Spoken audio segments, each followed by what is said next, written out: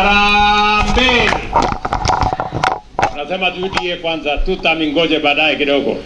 Harambee. Harambee. UDA. UDA. UDA. UDA. Kazi ni kazi. Kazi ni kazi. Kazi ni kazi. Hey. Watu wa Nyeri. Moriega. Mwathani agosho. Bwana Yesu asifiwe. Hebu nione kwa mikono, msalimie watu wa Nyeri. Hamjambo, hamjambo. Okay, so that was an interesting opening. My only question is, did they train that or did it come out natural? I mean, if you're a UDA member, then it must come out natural, because why else are you a UDA member if you do not know your slogan? So that was coming out of the Sagana State Lodge, where President William Ruto was meeting the UDA grassroots members for this particular series of meetings that he's been holding, and the opening was interesting. Let's try it again. Okay, let's not try it for impartiality purposes, but it was a rhythmic one that sound trained, or rather very, very ingrained in the members of the minds of the members. UDA, UDA, Karambe, UDA, UDA, kazi ni kazi, kazi ni kazi tu. Okay, so let us go to the main story now. Among the other things that were talked about in this particular gathering was this fight, the verbal fight between President William Ruto and of course Kalonzo Musyoka, and it seemed like the verbal fight is not going away anytime soon. And this time it's not only just between Kalonzo and President William Ruto. President William Ruto is taking it a scale notch higher to the entire united opposition, where he calls them hawa watu ni bure sana, yeah.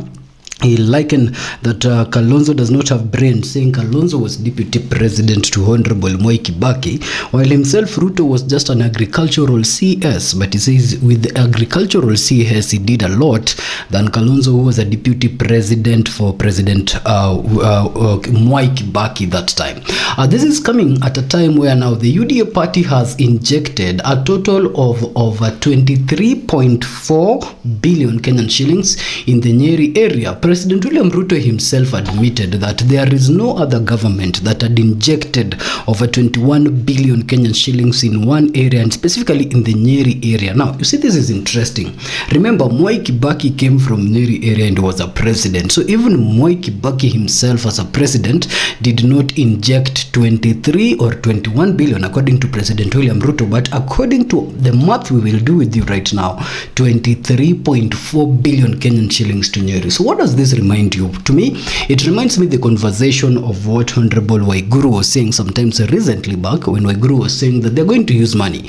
Who has said that they shouldn't use money, yeah, when it's coming to election, then they're going to use money. And he told Gachagua that if he thought that money was over after being used in Behere, a lot of more money was coming to the mountain and it was going to be used. And so right now, you see that this makes sense. My only problem with it is this: if money is being used to allure this particular electorate to vote a type of way, then what happens to our democracy? Because the beauty of democracy is that it needs to give platform to everyone to choose their leader without any influence. Because if you put money in it, then this is what will happen. People will try to accumulate these particular positions of power for money, then use that money to amass more power. So that way you will do away with the spirit of democracy at all. So when statements like the one that was made by the right honorable governor, who I respect, that money will be used, can be flaunted out like that, and then we see 21 billion being injected at the backyard of the key opponent, being Rigathi Gachagua, in a very short span, then it shows you that this is just a pattern being done, for lack of a better word, to persuade the voter, or actually cloud the mindset of the voter towards the voting period. So before we make these statements of money and the position where they stand, and whether or not this is the smart move to do with it, let us listen from the president's own horse mouth. What did he say concerning Kalonzo? And then after that, we'll do the math with you to arrive at a 23.4 billion Kenyan shillings that has been injected in a county for development of the county. Ukiona saa zingine namwambia ule mwingine, ule mtu ya kwenda huko, ule mtu ya Seikuru ya 40 years, si alikuwa naibu ya rais ya Mheshimiwa Kibaki? Mimi nataka niwaulize watu wa Nyeri, kama huyo mtu angemuuliza tu Rais Kibaki, tafadhali barabara ya kwenda kwangu ya vumbi. Si Kibaki angemjengea? Kwani Kibaki alikuwa mtu mbaya? Si alikuwa mtu mungwana? Lakini unajua akili ni shida. Problem kubwa. Sasa nyinyi watu wa Nyeri, mimi nataka niwaulize. Mimi nilikuwa waziri wa kilimo wa Mheshimiwa Kibaki. Si ndio?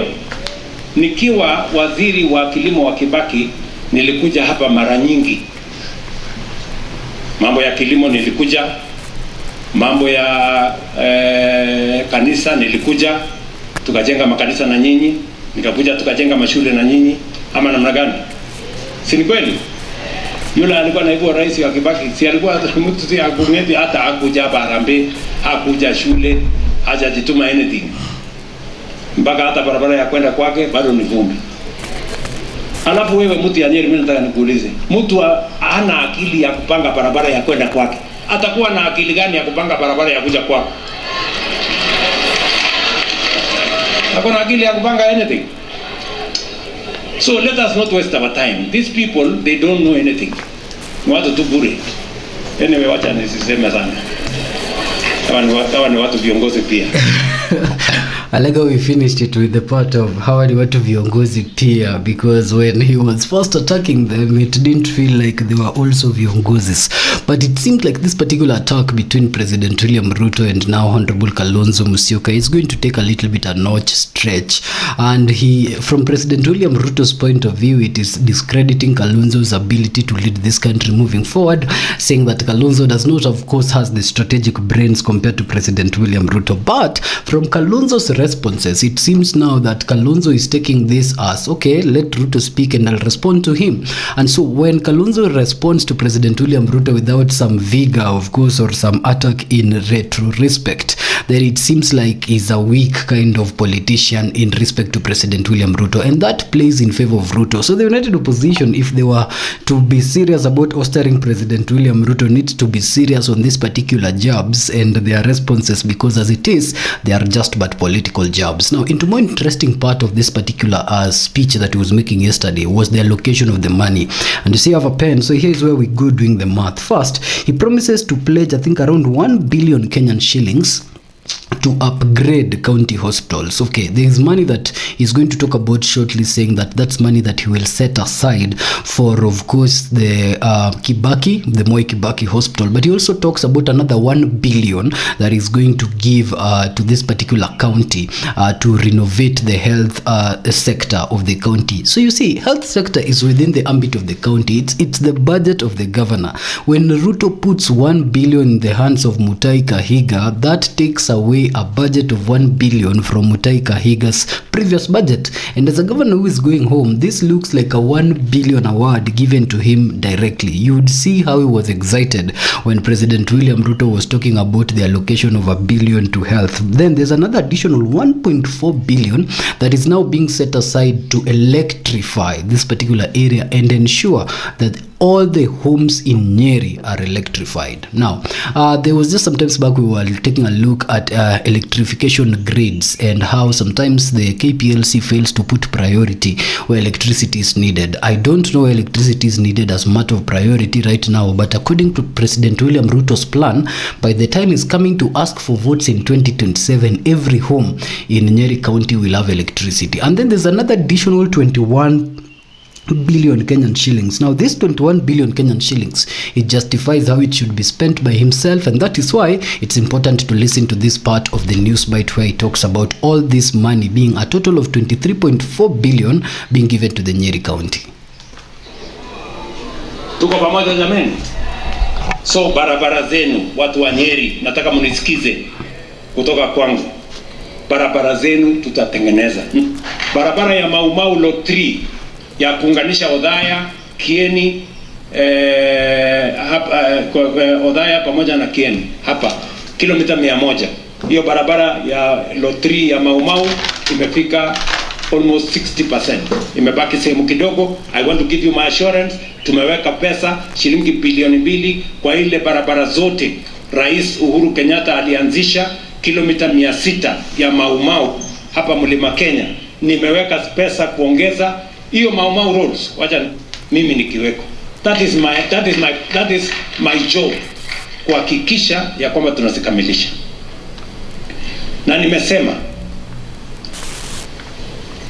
hospitali yetu ya Mwai Kibaki hapo Dhaya tulijenga, nikakuta kidogo iko na mahali ya kurekebisha. Nimetengeneza board mpya ya Mwai Kibaki Hospital na nimeweka pesa shilingi bilioni 1 kujenga another wing. Juzi nilikuwa Nyeri, huyu governor mheshimiwa wangu bwana Madenge EMM wakaniambia kwamba PGH ile hospitali kubwa ya Nyeri iko chini, na iko chini kweli. Nikakubali ya kwamba nitawapatia shilingi milioni 500 ya kuupgrade. Lakini wakati nilifika ofisini wakaniambia ya kwamba walifanya mchoro namna hii, ikasemekana 500 million pengine haitatosha. Nimeongeza iwe shilingi bilioni 1 ya kuinua hospitali ya PGH. Nyinyi mnanielewa?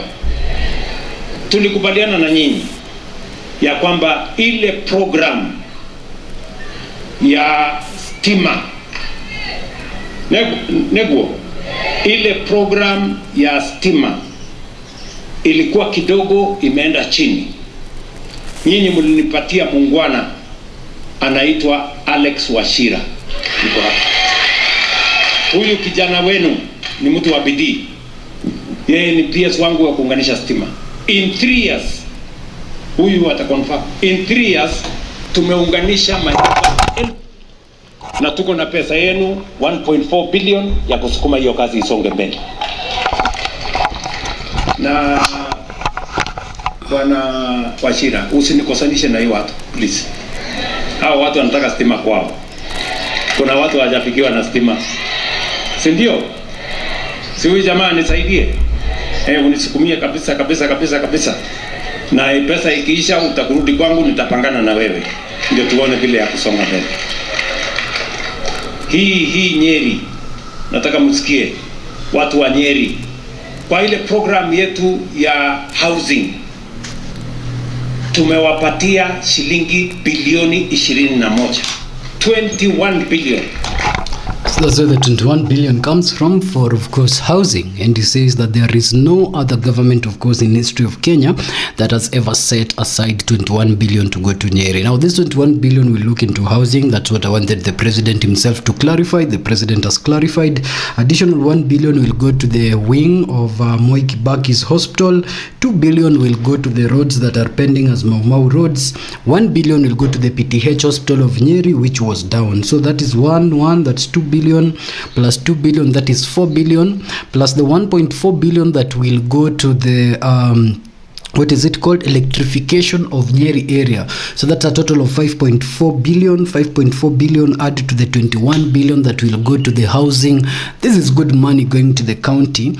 That is how much? That is 5.4 billion plus 21 billion. Oh, the math has even skyrocketed within the analysis. A total of 26.4 billion are being channeled to the Nyeri area. And of course, the other parts of this billion will see the roads being made, of course, which are outside the Nyeri area and such like thing, but it is being focused in this particular region. And the reason why the president is doing this is because he feels that the mountain voted for him in the previous election and he owes the mountain all the development. But before that, he has reminded them, of course, that the other camp might not offer them a good alternative come 2027. And so if development is primarily what the people of Nyeri are looking for, then they should look at the direction of the UDA party. You see, this is coming after the statements that were made prior to the president's statements, included statements that were made by the governor of Nyeri County, who also doubles as the national chairperson of the UDA party, Honorable Cecile Mbarire, and Honorable Honorable Mbarire, the governor of Embu County, please pardon me for the mistake, the governor for Embu County, Honorable Cecilia Mbarire. And Honorable Cecilia Mbarire was saying that they're actually decided that come 2027, this decision from their people is going to be two-term. And so she was speaking on behalf of the electorates that believed in her and voted her, and that she believes will still believe in her and vote her or President William Ruto in 2027. So for Mutahi Kahiga, it's a decision or direction that he needs to give his people. Are they going to vote two-term? When President William Ruto was talking about allocation of another 1 billion Kenyan shillings to the Nyeri part, which I said touches on his budget, you'd see him doing his hands like this while sitting and adjusting the UDA banner scarf across his neck. So is this going to be his decision? Of course, he has nothing to lose. He's not running for any other term. All his terms are off. So with that, is he going to take the billions and discard the united opposition camp where he has been known for previously and move on with President William Ruto? Now you'd understand. You'd perfectly understand why members of parliament would deflect from President William Ruto's, from Rigathi Gachagua's camp and the United Opposition's camp and join President William Ruto, including governors, because of these incentives that the UDA party is unleashing in this final year before we unveil the 2027 year. So, ladies and gentlemen, it's been a pleasure recapping that for you here at the People's Mirror on what went on Sagana State Lodge yesterday and the injection of now what we have done with you and has come to around 26.4 billion Kenyan shillings being directed to that area, and the effect that will have in the decisions and the voting patterns of the people in 2027. It's been a pleasure recapping that for you here. Until our next episode.